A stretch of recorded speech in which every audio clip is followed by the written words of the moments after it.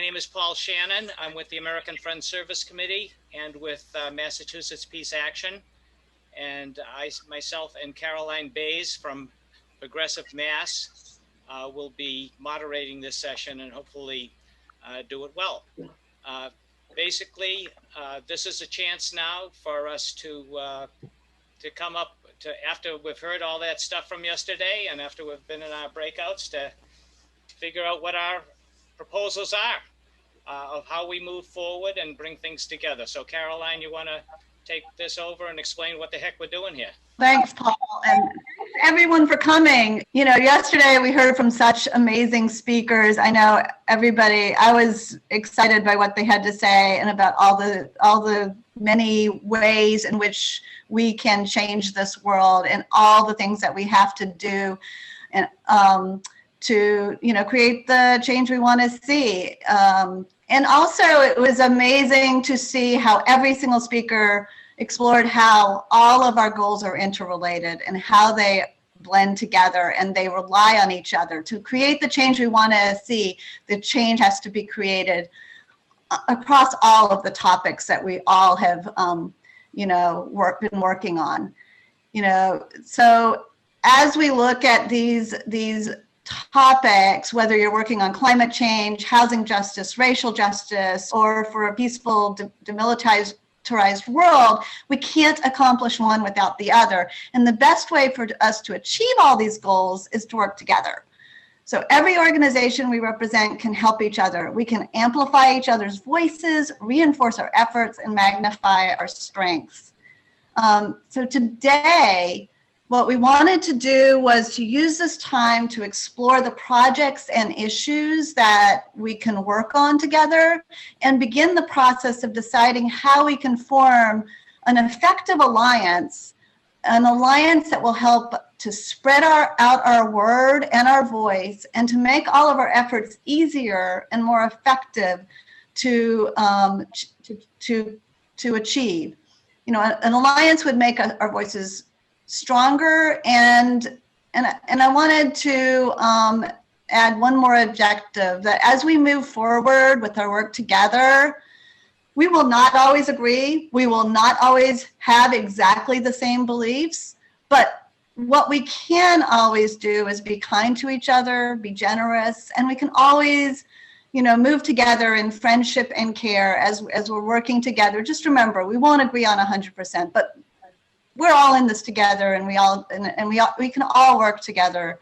So I look forward to working with everyone as we explore our different ideas and as we talk about what we want to do in the different areas that a lot of us specialize in. You know, as a member of Progressive Mass, I have, you know, racial justice is close to my heart, but we work on everything. So, you know, in many of our groups, we should be sort of exploring what other groups are doing out there and sort of become experts in each other's fields, or not experts, but get knowledge about each other's fields so that we can work together and create the alliance that would make our voices more effective. So in order to do that, we're going to start today, hopefully.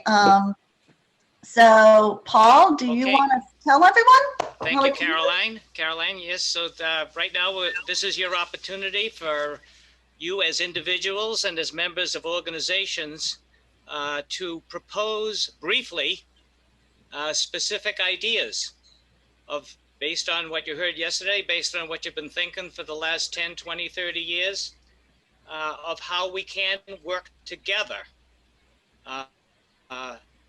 Again, this is not focused on specific issues unless those can bring all of us together. And this thinking is going to be all over the place, but we want all of you to have an opportunity to bring your proposals. That's the idea here. Not to discuss issues so much as proposals, whether it be in the area of federal work, state level work, specific direct actions and rallies and stuff like that, or this kind of more nebulous notion of coming up with ideas about how to work on political polarization in the country. And we'll be going into breakout sessions in which we hope you will bring those proposals for discussion, consideration, if you feel after the breakouts that you still have proposals that were not listened to or that you think are still worth considering, I'm going to put my email address in the chat, and I'm going to ask you to send those proposals as attachments. There will be a brief oral report back. So we need a person in each of the groups to write down proposals that seem to be gathering some momentum. These are going to not be fleshed out proposals. Let's be realistic here. But the idea, as Caroline said, is we're going to refer, well, she'll explain this in a minute. We're going to refer those proposals to another body and for further consideration. And Caroline, do you want to go into that about just what we're going to do with those and this framework? Yeah, so when you come back, please, I think we're going to need a report out from the various different, with the proposals that really seem to be rising to the top, especially. And those will be referred to, we've been calling it a continuations committee, just for lack of a better term. And it's going to be referred to that committee, and when we, and that committee, which also hasn't been established who exactly is going to be in that committee, we can talk about that as well. We're going to be fleshing out these proposals even further, and then figuring out how we can work together to actually work on these proposals as an entire alliance. Paul, do you have anything to add? I think that's pretty clear then. You know, we're going to do the best we can today, get as much out and accomplished as we can, but this process will continue as we experiment with how to do something that we've all longed to do for a long time, and that is to more effectively and strategically collaborate with each other in this very dangerous period that we're moving into, in which we have to come up with the right approaches, the right strategies in order to be effective. So let's go now to the report backs. This will just give us all a flavor of the concrete ideas that the different breakout groups came up with. Remember, this is an unfinished project. All these ideas and these report backs will be funneled into this ongoing process of trying to create this emerging alliance of different groups. And as I mentioned earlier, if you feel that your particular proposal did not get a chance to be discussed or to be heard, please send it to me at my email address, and we'll funnel it into that same process. So if we could start with group one to talk about direct action, rallies, etc. Yes. So you can all hear me, I take it. So let's see, it was a really good session. There was a lot of brainstorming, and I was identifying, as everyone was offering some really great tactics and whatnot. I was identifying different things that we could do, different kinds of tactics. We talked about the book Beautiful Trouble that has a lot of ideas, and there was a lot of creativity suggested in tactics like guerrilla theaters and whatnot. We decided that we have a whole slew of tactics, including, for example, just vigils and standouts, but going all the way to something more provocative, NVCD. And what else? So I was identifying that, also understanding that there are some groups that are already embarking on campaigns that touch upon some of the ideas. So what we're going to do is try to organize everything, identify groups that are already like on the ground doing stuff, and get a point person there. So we need to basically regroup in some fashion after this. So basically we're just going to organize everything and take cues also from other movements and other ideas that folks are contributing here. Okay, well, thank you, Mary Ellen. We're looking forward to being able to kind of look at those ideas in more detail. Let me just ask you, Mary Ellen, was there any talk at all of some type of large-scale action the Saturday before the inauguration? Interesting. No, what we did talk about for a lot of things that are a little bit more immediate, the eviction crisis, and Yeah. also the upcoming treaty on the nuclear treaty, and some stuff I'm forgetting. So forgive me, folks. There were so many good ideas that I did jot them down, but right now I haven't had my second cup of coffee. Okay, great. Thank you, Mary Ellen, and thanks to group number one. We're moving on to state action and legislation. Who's going to do the report on this? I'm going to report out on that. Thank you. So we had a proposal with 5 points coming in. We've now expanded it to 9 points. Some of them are more digested than others. I'm going to, if I can share screen, take the risk of putting this up.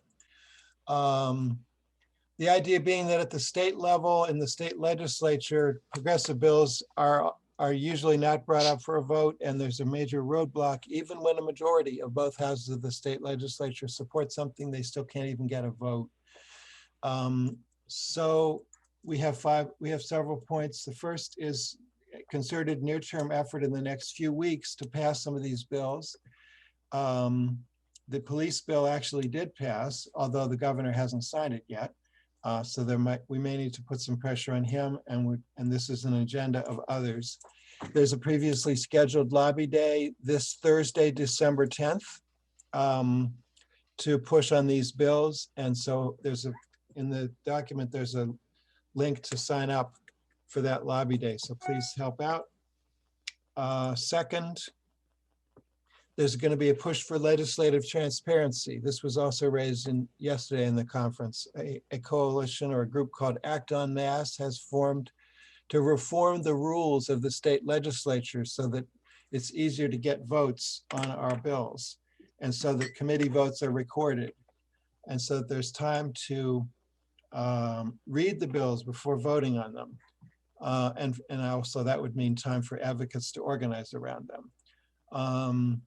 So that the key vote on that is I believe the first day of the legislative session. It's in January when the rules are established for the next 2 years in the legislature. So the focus is on there, and essentially what Act en Masse is trying to do is get every state House member to agree to support new rules. Third is advocacy coalitions working on particular issues. So we're urging conference attendees to join those coalitions and support them. And implicitly, we're urging that within each issue area, such as peace, climate, immigration, if we don't have a single coalition coordinating that work, we ought to form one and try to consolidate our efforts. Fourth is we try to unify all these individual areas into a super coalition that would recognize that the problems progressive bills face is systemic in the state legislature. It's not just limited to one issue. So that we ought to do some things to support each other, some things as a group. And there's some specific ideas here for activities we can do together. The lobby day that UMass Action and MAPA are coordinating on Thursday is an example of a super coalition activity where we're trying to support state bills on multiple areas at once. And so we hope to continue that work in the new legislative year. And then fifth is we might be able to think of bills to file that address the concerns of more than one issue area at once. An example would be the state budget. Do we always just provide individual amendments to the state budget, or should progressives write their own budget? On divestment, should we divest from only one category of harmful products like fossil fuels or nuclear weapons, or should we roll them all into one divestment bill? I don't know the answer. It's a question on the agenda. And then a few other suggestions that came out during the discussion. We can recruit candidates to primary the leadership and challenge them. We can mount referenda campaigns. In particular, Raise Up is mounting a referendum campaign for the Fair Share Amendment. It will be on the ballot in 2022. We need to talk about developing infrastructure and developing paid staff for this whole effort. And finally, we need to do more outreach. Many of the organizations involved are too old and white, not all of them. And there might be a white savior complex that is making the plans too complicated and too far from the reality of people on the ground. So, our breakout didn't have time to completely sign off on a final proposal, but this is the tenor of what we're talking about. And we hope to continue to meet to work on state issues going forward. Okay, thank you, Cole. So the immediate thing coming up is this Advocacy Day on Thursday, December 10th. How would Yes. people that are willing to contact their reps in one way or another, how would they get plugged into this? There's a link to sign up, and I'll put it in the chat. Okay, so that's one thing that all of us can do if we have a little bit of time anyway. Okay, we're moving now on to the federal level, and Michael Kane, who is giving the presentation on this, Michael? Well, I was trying to facilitate. I want to ask, I just realized we neglected to ask for a recorder and reporter. Brian, can I ask you to help me with this and let everybody else chime in if I miss something? Sure. Perhaps the two of us can put our heads together on this, although I do believe that Paula came up with our first suggestion to get the alliance together and come up with a letter to send to the Biden administration Right. on transition team members, on opposing some that are not progressive, and suggesting others that would oppose big business especially. Do I have that right, Paula? Yes. Well, we basically took the federal agenda and broke it into time sequences. So between now and the inaugural, what were the things that we can do as an alliance? And one was around opposing or supporting cabinet nominations, right? So I want to be specific here. Michelle Flournoy for Secretary of Defense. I think peace groups around the country are opposing. right, there's Flournoy. There was also objections to Jay Johnson, and in the chat there were objections to Tammy Duckworth from somebody from Illinois. So without getting into a debate right now about who they would be, in principle, we could have a committee that would collect those recommendations. If there are any. I mean, are there people that we strongly want to oppose? Are there people we strongly want to support? The National Alliance of Attendants is supporting Diane Yentel for HUD Secretary, for one. So there's a model for that. And we sent it to the transition team members, to the members of the appropriate committees that will be consulted on that. In the case of HUD, it's financial services and banking, but there's obviously potential for defense and others.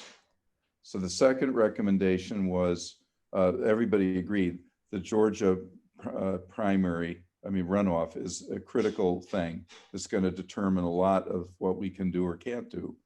So anything that we and our networks can do to help there should be done for the January 5th runoff. We agreed to do consider a similar sign-on, either a alliance letter with some kind of sign-on process, possibly for the transition itself, for recommendations on policies, which could include immediate priorities for executive orders or policies. And so we listed a number we brainstormed that are kind of obvious, such as rolling back the environmental things, getting out of Yemen, things that Biden can do immediately, extending the nuclear treaty with Russia, et cetera. In the housing field, it's getting rid of all the fair housing rollbacks and restoring fair housing protections. So there are a number of, apparently the American Prospect has a day one agenda, which lists 150 such things that are priorities. We could look at that. Somebody in chat said that the Poor People's Campaign has a similar list. So without reinventing the wheel, we could have a committee reviewing that, or people could have input, and then we could consider whether our alliance would send letters to the transition team and the congressional delegation, at least the members that will be most influential: Warren, Markey, McGovern, and Clark. Let's see. We also said that there's an emergency stimulus bill that looks now like it is going to pass in 2 weeks, within 2 weeks. There are questions about what the fine print in it. The top line numbers actually are pretty, are helpful. There's 25 billion for emergency rental assistance, for example, and an extension of the emergency eviction moratorium. It's in that bill. 150 or 60 billion for state and local governments. I think 80 billion for education and so on. So I sent Debbie Weinstein did a slide presentation on that this morning in the workshop. I just sent the link to Brian, if you could put that in the chat with her slideshow. And there's one slide that lists the items in the bill.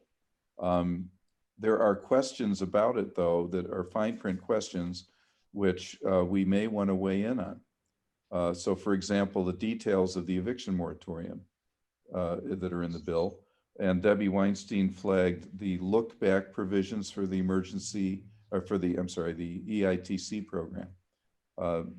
She figured that was extremely important. We need to let our friends know that that's important to make sure that doesn't get overlooked in this emergency bill. So there's things in there that need to be looked at. After that, there will be a second stage Biden stimulus bill that'll be developed and filed at the beginning of January, just a few weeks later. So the things that are not in this December 18th bill, we need to get in that other one. Gives us a little more time to flag other priorities for emergency action. Let me see. One of the things that we believe that should be in that are the census, corrections to the census, making sure that that is done right. That probably would be in the second stage one. I don't think it's going to be in this short-term one. A moratorium on student loans is a very important one. I believe there is something to that effect in this short-term bill. If not, we would obviously want to push for it in the second stage bill. And didn't she say something about a $1,200 stimulus check too in the second Yes. bill? And it doesn't look like the $1,200 check. There were back and forth about whether it was in this bill or not. It does. I don't think so. So that would almost certainly have to be in the second stage. Again, we'll know more in the next few days as this week leaks out. So Brian, are you able to post that, the chart from Debbie's?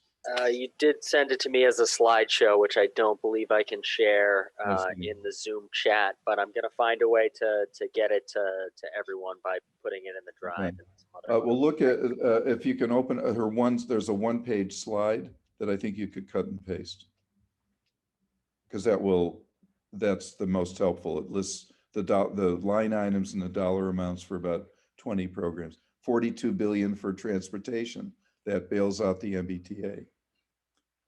The 25 billion for renters is $500 million for Massachusetts. That goes, it doesn't solve it, but it goes a long way towards solving that crisis. So this is good news if it happens, but we have to weigh in immediately to make sure it does happen.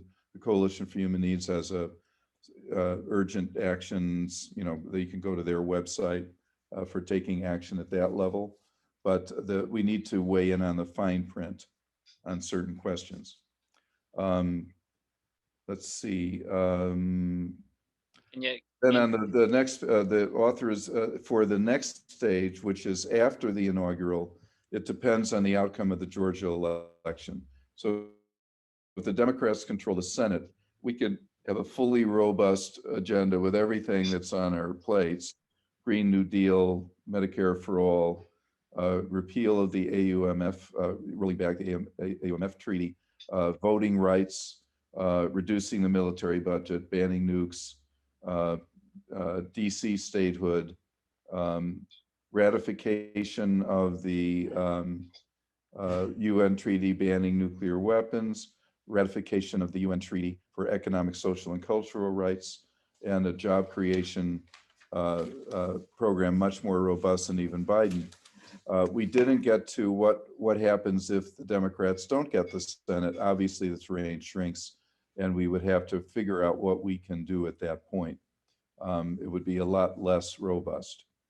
So that's as far as we got. Whereas we had some discussion about since some of these actions should need to happen right away, how would the alliance weigh in, this newly yet to be formed alliance weigh in? Should the alliance send letters out in its own name? Should they be sign-on letters with some groups on initially that can sign it, with others joining later as their groups vote to whether they want to be part of the alliance or not? How do we handle that? So we didn't resolve those questions, but we wanted to pose them for this group, for the larger group, about how we'd want to do that. But we did flag, here are some policy points of intervention that where we could weigh in, where we could have an effect on appointments, executive action, emergency stimulus, 2 stages, and beyond. Yeah, can I just add that PVA will be establishing our congressional liaison program, and we'd like to be able to get members of the alliance groups to reinforce our support for federal legislation, both by joining us to be part of the liaison program, but also be willing to contact Office of Federal Representatives to get their support as we flag individual pieces of legislation. So anyone who's interested in joining that liaison can get in touch with me at russell@pdamerica.org. Yeah, so some of our groups have these infrastructures built that we can just kind of integrate into. Exactly. Yeah. Let me just ask. Let me ask Brian if did I miss anything, or any of the other people that were in the breakout? Was that a fair summary, or were there things you want to correct or add? Nicely done. Voting rights. I did mention voting rights. Yeah. Voting rights and access to, being sure that there's a standard federally so that no one is denied access to voting. Correct. Clearly a priority. That's going to be only, I think it's really going to move if the Democrats get control of the Senate. If they don't, Mitch McConnell will block it. Okay, thank you, Michael. People have mentioned various resources that are available. Could I just ask Cole and Brian, will some of the recordings from this conference be on the Peace Action YouTube page eventually? Yes, they will. Once we gather them, all of these will be available on the YouTube page. The exception is the breakouts yesterday and this morning, where some of the participants may not have wanted their videos to be posted. So there's going to be a case-by-case decision on the breakouts, but all the presentations videos will definitely be posted. Great. So Debbie Weinstein's slideshow on these issues that Michael mentioned? Yes. That'll be available. Okay, that's great. Because that's going to be something to really look at closely. Okay. Also, question. Go ahead, Paula. Michael had a great outline that we followed during this working group, and I'm hoping that this outline can be updated and posted. Michael, is that possible? Sure, we can reflect the input as and that comes on it's only a working draft. We shouldn't presume to know everything that's out there. It's because it's a big country. Okay, so that's good. A lot of these resources will be available. We have one more breakout group to go. We're starting to run out of time. But we have some great ideas that Rosalie is going to tell us about that came out of the Addressing Polarization breakout group. Right. So we spent a lot of time talking about working locally. I think that was a major thrust in terms of the polarization. So we talked about things like joining parades, as Dorchester People for Peace does, and groups in Western Mass. We talked about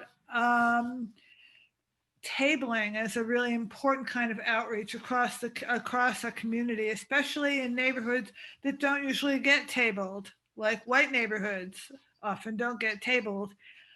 We talked about the importance of engaging with local media and how, in a way, easy that can be. And we talked about engaging with local groups. We talked about what are the issues that people really might care a lot about. And one of the ones that came out that's already been mentioned is voting rights as perhaps a very unifying issue. We talked about the importance of going to groups rather than expecting people to come to us. And especially often mentioned were churches, that people already gather there, and that's a terrific source of outreach and of church to church connection. We mentioned the Greater Boston Interfaith Organization as a really key group for that. There are library events that can happen. And we talked about supporting common issues across the state, like the current struggle in Springfield around biomass. We also talked about how language really matters and that we should pay close attention to how we word things so we don't really put people off unnecessarily. It was mentioned how calling Bernie a socialist was probably not a winning idea, things like that. And the importance of talking to people like students about what their interests are. And we talked about how when we're bringing people together, bringing groups together, that maybe what we want to do is to share information about each other rather than going to issues, but just talking about, what's your life like? What are your concerns? What are your interests? And that's a way of building community that's extremely important. And we also spoke about how there are some national efforts. There's the Braver Angels Project. People may or may not be familiar with. There has been successful organizing that we might look carefully at in terms of how it's been successful. And it was mentioned as the Cowboy and Indian Alliance. How did that get going? What can we learn from how that was organized? And it's important to look at those efforts. It's important to demystify ethnic groups. It's important to work closely with labor unions, find out what are the concerns that local labor groups have. And finding common community goals is really going to be important. So we weren't looking at big national things. We were really looking at local community building. Okay, thank you, Rosalie. So those are the reports. Not that we all agree with everything that was reported out. We have disagreements with each other, but hopefully we're going to put up with each other, because without each other, we're in big trouble. So given that situation, we only have a few minutes left, but we have one last very important piece to our afternoon together here. And that is a draft statement of the purpose of this alliance that we're talking about. Let me just say that one thing we forgot to emphasize, which is critical, is that if you belong to an organization that feels sympathetic to the statement that I'm about to read, or feel sympathetic to this project, and you would like to be, your organization would like to become part of it. Right now we have 16 organizations that put this conference on. We don't know if all of them are going to continue to be with the project. We hope they will. But obviously, we have to broaden that grouping quite a bit from where we are now if we're going to be an effective alliance of organizations in Massachusetts. So please consider having your organization jump into the pile here with us. We are going to have continuing meetings to try to sort both the proposals that come out of this, the ideas that come out of this, and develop particular strategies and see what we can accomplish and see if this experiment will work. So the long and short of it is, if your group wants to get involved in this, please let us know, and we'll be getting back to you. To help you understand whether you want to get involved in this, I am now going to read a statement that we are proposing, that the 16 groups are proposing be read and be agreed upon as a basis of our general unity. So I'm going to read this. We demand progressive legislation to deal with the COVID-19 pandemic and the ongoing crisis in healthcare, the economic crises, racial injustice, climate change, endless wars, and the political duality of we versus them. Our society is deeply fragmented and threatened by the most severe short-term and longer-term crises that demand immediate and sustained changes. We applaud and are heartened by the courage of America's frontline health workers who go into the lion's den every day, putting their own lives on the line to care for the rest of us. The pandemic has made us aware of the critical work of our neighbors, some of whom we heard from yesterday from Gladys, whose efforts make our nation strong and give us hope, and yet at the same time put their own lives in risk. Yet the United States is in crises of various types and needs solutions. As Senator Markey has said, quote, "It is too late for incrementalism," unquote. 40% of the population lives in poverty. An unacceptable number of people are food insecure. Millions are without medical insurance. The ability of the planet to sustain life is in danger. The worldwide military empire drains our budgets. Income inequality is getting worse and worse. The catastrophe of the COVID-19 pandemic has made it clearer than ever the terrible impact that inequality imposes on the most vulnerable, especially communities of color. We commit ourselves to working together in the streets and in the halls of government to create a healthy planet and a just society.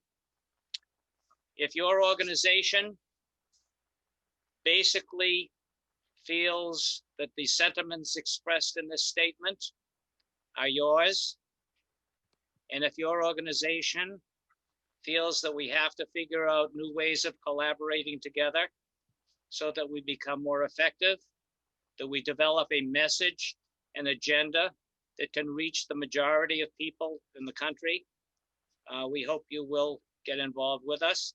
Please let us know that, and we will be in touch with you. Caroline, do you want to close us out here? Sure. I just wanted to thank everybody for coming and for staying and, being so kind when yesterday with putting up with our glitches. But I think overall, I hope everybody was as impressed by what we accomplished as I have been. And I really look forward to working with everyone in the future and hope to see you, see all the organizations working together. As part of coalitions in the past, I know how powerful it can be. And I think we can really make a difference if we all work together. Thank you for coming. Thank you, Caroline. Thanks especially to all the people who stuck with the technology. Amar, Cole, John, I don't know, there's probably about 20 or 30 more of them. But thanks very much for making this possible, and everyone enjoy the rest of your Sunday.